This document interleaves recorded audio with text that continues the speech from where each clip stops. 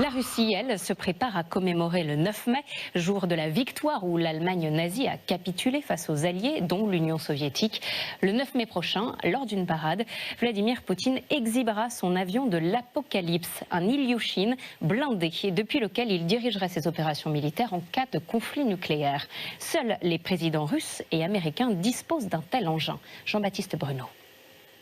L'image a été furtivement capturée au-dessus de Moscou hier. Cet avion, c'est l'Ilyushin 80, surnommé l'avion de l'Apocalypse.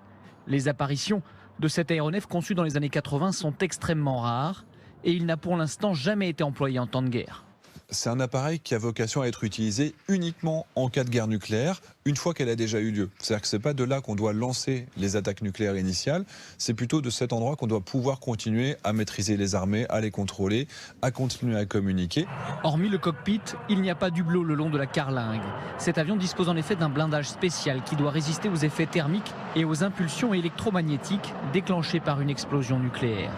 Le 9 mai prochain, cet avion survolera la place rouge lors du défilé qui, chaque année, marque l'anniversaire de la victoire de l'armée rouge sur l'Allemagne nazie en 1945. Et cette image aura un but bien précis. On est clairement sur de la guerre de communication. Les Russes rappellent simplement qu'ils ont une capacité nucléaire stratégique lourde avec tous les moyens qui vont avec. Ce 9 mai sera une démonstration principalement orientée sur le nucléaire. Et tout ça, c'est de la communication à destination des Occidentaux. Hormis les Russes, les Américains possèdent aussi des avions de ce type, 4 Boeing 747 E-4B, qui ressemblent à Air Force One, l'avion officiel du président, mais possèdent des capacités de protection supérieures. La France, elle, n'en dispose pas.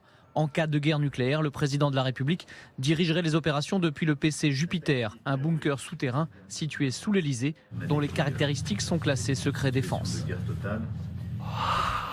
Les Britanniques se sont rendus aux urnes aujourd'hui pour des élections locales. Scrutin